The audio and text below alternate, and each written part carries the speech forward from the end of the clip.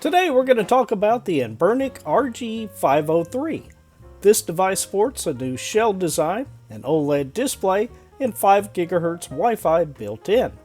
We'll unbox it, compare it to a few other Anbernic devices, and of course, play some games. I'm John, and welcome to Wagner's Tech Talk.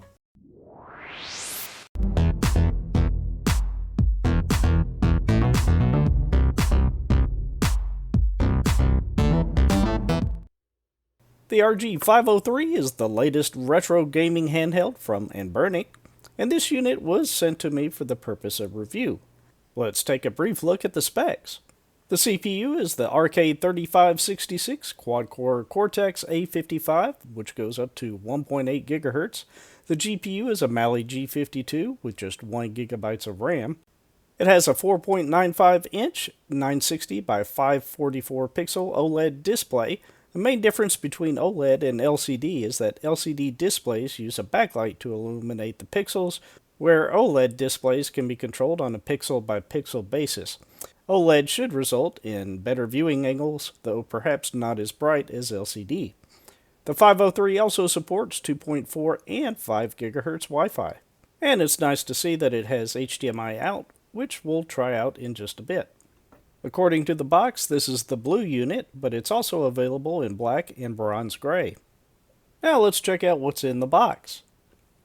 I'll set the RG503 off to the side so we can take a quick look at the included accessories. First, we have the USB Type-C to Type-A cable for charging.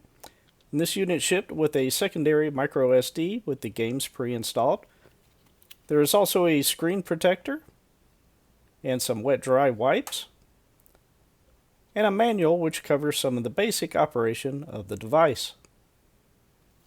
Now let's take a closer look at the RG503 itself.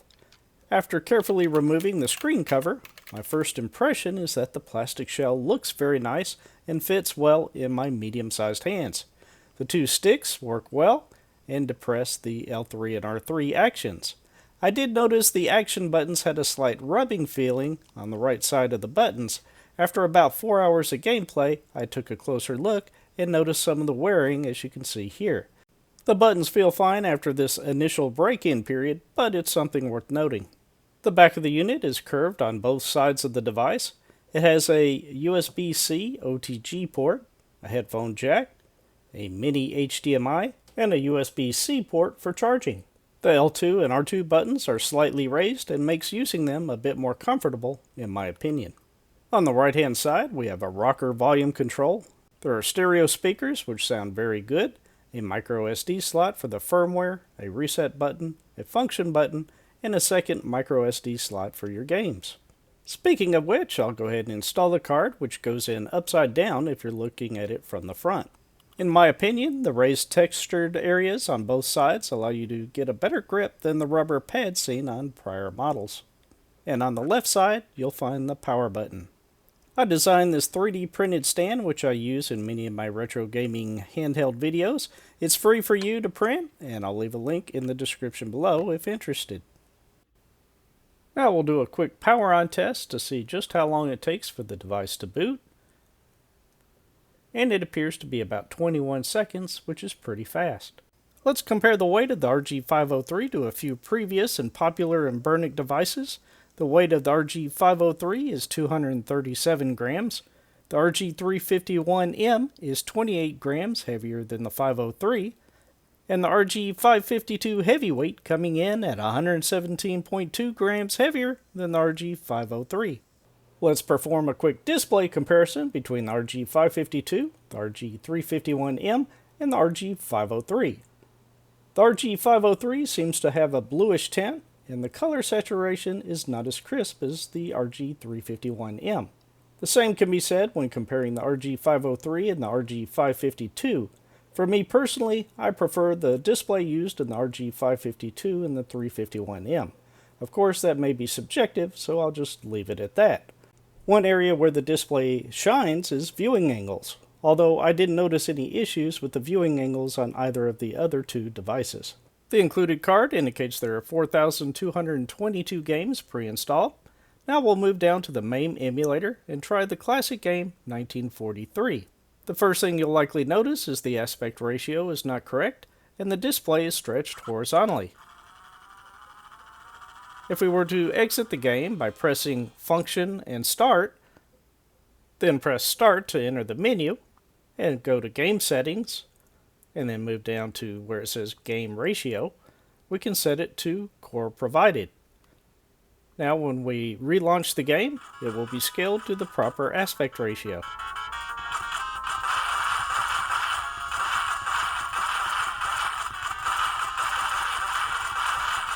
Now we'll check out the HDMI output feature. You will need a mini HDMI to HDMI cable if you'd like to hook the device up to your TV. After connecting, press the reset button to restart the device for it to become active. I'll also connect a USB-C to USB Type-A adapter to the OTG port, and we'll try it out with this cheap wired controller. Let's take a look at Hyper Final Fight 3 on the open board emulator.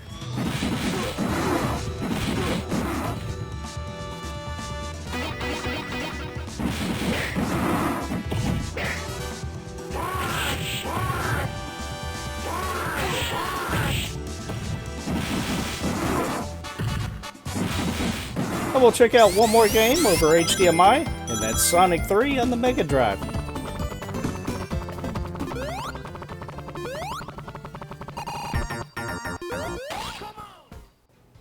I'll quickly cycle through the supported systems and emulators. The number of games for each will display briefly. Feel free to pause if needed.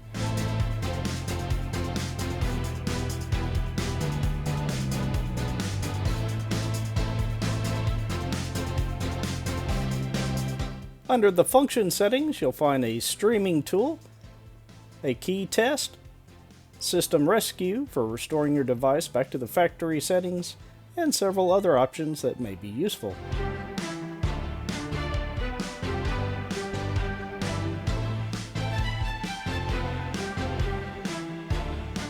To add a game to your favorites, select the game and press the Y button. Then, when you move to the favorites category, you'll see it listed there.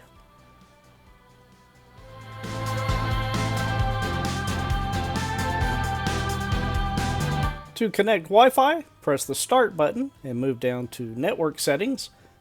Then move down to where you see Enable Wi-Fi and go ahead and select that. Then go back into Network Settings and move down to the bottom where it says Wi-Fi SSID and select yours, which will show both 2.4 and 5 GHz networks. Select Wi-Fi key and enter your passphrase, and you should see the IP address of your device. One thing that was not working on my device is the ability to download new themes or bezels. Selecting Updates and Downloads, then Themes, should return a list of themes, but it doesn't. Fortunately, there are 4 built-in themes. Let's take a quick look at them.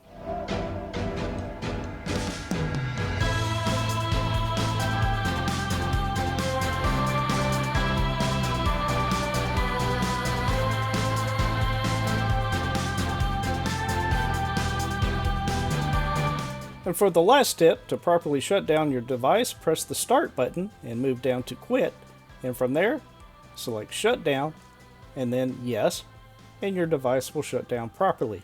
That should be a good overview. Now let's check out the emulation, starting off with X-Men vs. Street Fighter on the CPS-2.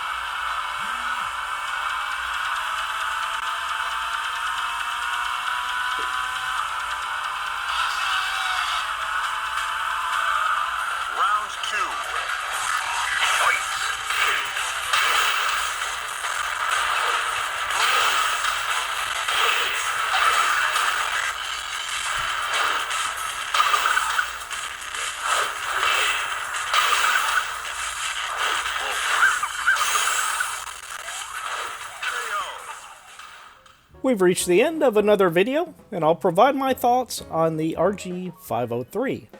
First off, my likes. The shell design looks very nice. The OLED display has excellent viewing angles. The textured grips on the back are an improvement over the rubber grips, and the inclusion of 5 GHz Wi-Fi is a welcomed improvement as well. Now for the dislikes. The buttons rubbing against the shell is not typical of Anbernic devices and unfortunate with the 503. I had hoped for better performance than what I saw with this device, and the inability to download new themes and bezels was a bit of a bummer. While the OLED display looks fine on its own, when compared to prior LED panels from Anbernic, I tend to prefer the backlit LED over the OLED display. Priced at $150, I think it's a bit high for this particular device. What do you think of the Anbernic RG503? Is this a device you're going to pick up? Do you have one already? Please comment below and share your thoughts. If you appreciate this honest review of the RG503, please let me know by clicking the like button. If you'd like to see more videos like this from me in the future, please click the subscribe. And with that, I look forward to talking with you again very soon.